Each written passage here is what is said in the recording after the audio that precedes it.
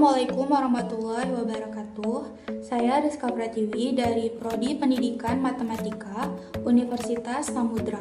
Nah, di video kali ini saya buat guna untuk memenuhi tugas ujian tengah semester dari mata kuliah Telaah Kurikulum.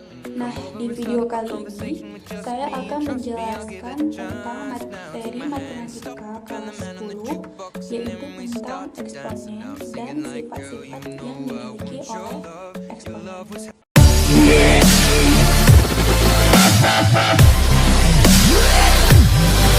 Di video ini saya mengambil materinya itu pada blog Ruang Guru.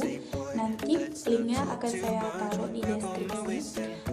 Di blog Ruang Guru ini banyak sekali mata pelajaran mulai dari SD sampai dengan SMA. Nah, berhubung di sini saya mengambil materi matematika, di situ saya akan menjelaskan kembali tentang materi matematika kelas 10, yaitu tentang eksponen. Akan tetapi kekurangan kita menggunakan blog di Ruang Guru ini, soal-soal yang ada pada blog Ruang Guru ini tentunya kurang bervariasi dibandingkan aplikasi Ruang Guru itu sendiri. Nah, kalau di aplikasi itu kan kebanyakan berbayar, jadi variasi soalnya lebih banyak ketimbang dengan blog Ruang Guru yang memang gratis. Langsung saja saya masuk ke dalam materi eksponen. Nah, apa itu eksponen? Eksponen adalah suatu bentuk perkalian dengan bilangan yang sama, kemudian diulang-ulang. Nah, eksponen juga bisa dikenal sebagai pangkat yang menunjukkan derajat kepangkatannya. Memahami eksponen tidak cukup hanya dengan kita bisa menghafal perkalian saja. Akan tetapi kita juga harus mengetahui sifat-sifat yang ada pada eksponen itu sendiri. Sebelum kita mengetahui tentang sifat-sifat eksponen itu sendiri, alangkah lebih baiknya kita mengetahui bentuk umum dari eksponen. Bentuk umum eksponen itu sendiri yaitu dengan rumus A pangkat N atau A dikali sebanyak dengan N faktor, dengan A merupakan bilangan real dan N merupakan bilangan asli. Di dalam blok Ruang Guru ini ada 8 sifat eksponen yang bisa kita pahami dan kita pelajari. Apa saja? Pada sifat yang pertama, jika dikali maka pangkatnya ditambah. Misal, A pangkat B dikali A pangkat Q sama dengan A pangkat B ditambah Q. Pada sifat yang kedua, jika dibagi maka pangkatnya dikurang. Misal, A pangkat B dibagi A pangkat Q menjadi A pangkat B dikurang Q. Pada sifat yang ketiga, jika di dalam kurung maka pangkatnya yang harus dikali. Misalnya, dalam kurung A pangkat B tutup kurung pangkat Q, berarti menjadi A pangkat B dikali Q. Nah, pada sifat yang keempat, jika di dalam kurung terdapat dua bilangan real, lalu terdapat satu pangkat, maka kedua-duanya harus diberikan pangkat. Misalnya seperti di dalam kurung A kali B pangkat B, berarti menjadi A pangkat B dikali B pangkat B. Untuk sifat yang kelima, syaratnya B atau penyebutnya tidak boleh sama dengan 0.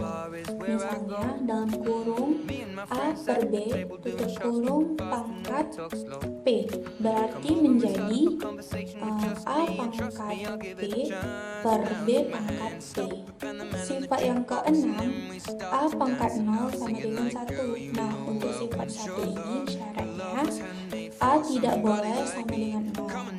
Lalu pada sifat yang ketujuh yaitu A pangkat min P atau sama dengan 1 per A pangkat P. Nah, di sini apabila A pangkat P itu negatif, maka jika dinaikkan ke atas maka berubah menjadi positif. positif. Sebaliknya, jika pangkatnya yang di bawah itu positif, apabila dinaikkan ke atas, berarti pangkatnya berubah menjadi negatif. Sifat yang terakhir, terdapat akar Q dari A pangkat B. Nah, sederhanakan, Q bisa menjadi penyebut dan B bisa menjadi pembilang, dengan syarat Q harus lebih besar sama dengan 2. Nah, sekarang kita masuk ke contoh soal. Di contoh soal ini terdapat dalam kurung 6A pangkat 3 tutup kurung pangkat 2 dibagi dengan 2A pangkat 4 sama dengan, nah, pertama-tama berhubung di dalam kurung itu ada 6A pangkat 3 tutup kurung pangkat 2, maka menjadi 6 pangkat 2 dan A pangkat 3 dibagi dengan 2A pangkat 4, maka menjadi 6 pangkat 2 tadi, berarti 6 dikali 6 menjadi 36 kali A pangkat 3 dan pangkat 2 nya kita kalikan, berarti menjadi 6, lalu A pangkat 6. Nah, 36 dikali dengan A pangkat 6 per 2 dikali A pangkat 4, seperti tampak pada gambar, berarti 36 per 2 nya itu bisa kita coret, lalu A nya itu berhubung sifatnya ini pembagian, pangkatnya itu bisa kita kurang, yaitu menjadi 6 dikurang 4, menjadi A nya itu menjadi pangkat 2, lalu 36 dibagi dengan 2 itu 18, maka hasil dari dalam kurung 6A pangkat 3 tutup kurung pangkat 2 dibagi dengan 2A pangkat 4, yaitu hasilnya adalah 18A pangkat 2. Baiklah, itu saja yang dapat saya sampaikan tentang materi eksponen dari blok ruang guru.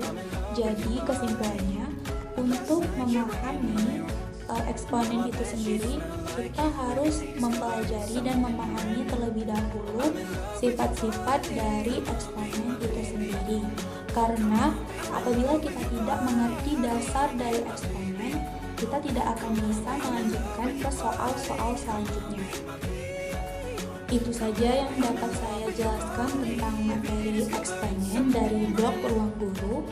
Apabila kalian ingin mengerti lebih lanjut tentang materi eksponen itu sendiri, kalian bisa buka blog ruang guru ataupun kalian bisa mendownload aplikasi ruang guru.